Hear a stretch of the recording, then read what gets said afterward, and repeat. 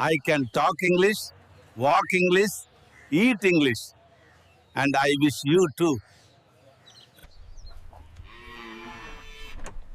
If you want to speak English like this, subscribe to this channel.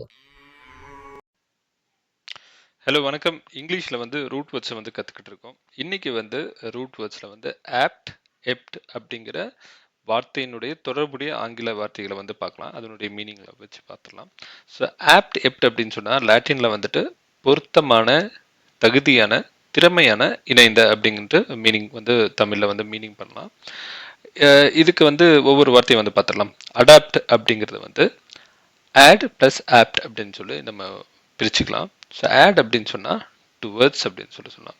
So opt அப்படின்னு சொன்னால் to fit, அதாவது ஒரு விஷயத்துக்கு வந்து ஒரு விஷயத்தை வந்து அதுக்கு தகுந்த மாதிரி வந்து மாற்றி அமைக்கிறது வந்து அடாப்ட் அப்படின்னு சொல்கிறாங்க.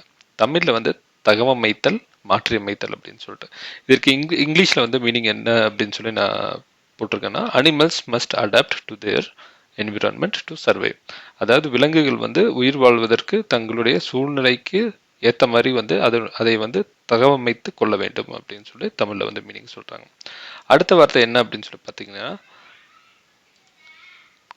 அடெப்ட். Add plus எப்ட். ஆடுனா டு, அதாவது இதுக்காக. எப்ட் அப்படின்னு சொன்னால் இந்த இடத்துல வந்து to fasten, to tie, to attach அப்படின்னு சொல்லி சொல்கிறாங்க. அதாவது ஒரு திறமையான ஒரு நபர், ஒரு நிபுணர், கை தேர்ந்த நபர், கை தேர்ந்த ஒரு விஷயம், திறமையான ஒரு விஷயம் அப்படின்னு சொல்லக்கூடியதான் வந்து அடெப்ட் அப்படின்னு சொல்கிறாங்க. இதுக்கு எக்ஸாம்பிள் வந்து பார்த்தீங்கன்னா she is adept at solving complex mathematical problems அப்படின்னு சொல்கிறாங்க. அவள் வந்து கணித சிக்கலை வந்து தீர்ப்பதில் திறமையானவள். இதுதான் வந்து எக்ஸாம்பிள். ஆப்ட் அப்படின்னு சொன்னால் என்னென்னா ஃபிட் அப்படின்னு சொல்லலாம்.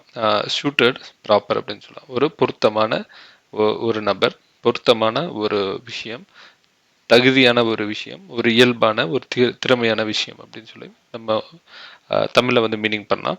இங்கிலீஷில் வந்து his comment was very opt for the situation. அதாவது அவர் வந்து ஒரு கருத்து சொல்கிறாரு, அந்த கருத்து வந்து அந்த சூழ்நிலைக்கு மிக பொருத்தமாக இருக்குது அப்படிங்கிறது வந்து மீனிங். அடுத்து வந்து பார்த்தீங்கன்னா ஆப்டிடியூட் அப்படின்னு சொல்கிறாங்க. Opt plus Dude. ஆப்ட் அப்படின்னு சொன்னால் ஃபிட் அப்படின்னு சொல்லி அர்த்தம். ஃபிட், சூட்டட், ப்ராப்பர் அப்படின்னு சொல்லிட்டு. டியூட் அப்படின்னு சொன்னால் குவாலிட்டி. ஒரு குவாலிட்டி ஸ்டேட் அப்படின்னு சொன்னால் ஒரு திறமையான, ஒரு தகுதியான, ஒரு நாட்டம் மிகுந்த அப்படின்னு சொல்லலாம். இதுக்கு மீனிங் இங்கிலீஷில் இதுக்கான எக்ஸாம்பிள் என்னென்னா she showed a natural aptitude for learning languages. இயற்கையாகவே வந்து லாங்குவேஜை கற்றுக்கிறது வந்து அவங்களுக்கு வந்து ரொம்ப திறமை இருக்குது அப்படிங்கிறது தான் வந்து இந்த எக்ஸாம்பிளுடைய மீனிங்.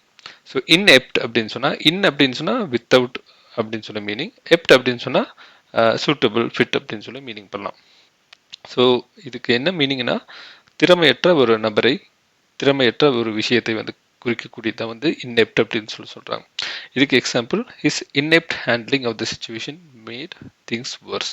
அதாவது ஒருவருடைய திறமையற்ற ஒரு முறையில் கையாண்ட ஒரு நிலைமை அந்த சூழ்நிலை வந்து மோசமாக்கியது அப்படின்னு சொல்லி இதுக்கு மீனிங். ஸோ அவ்வளோதான் ஆப்ட் எப்ட் அப்படிங்கிற ஒரு வார்த்தையை வந்து பார்த்தோம்.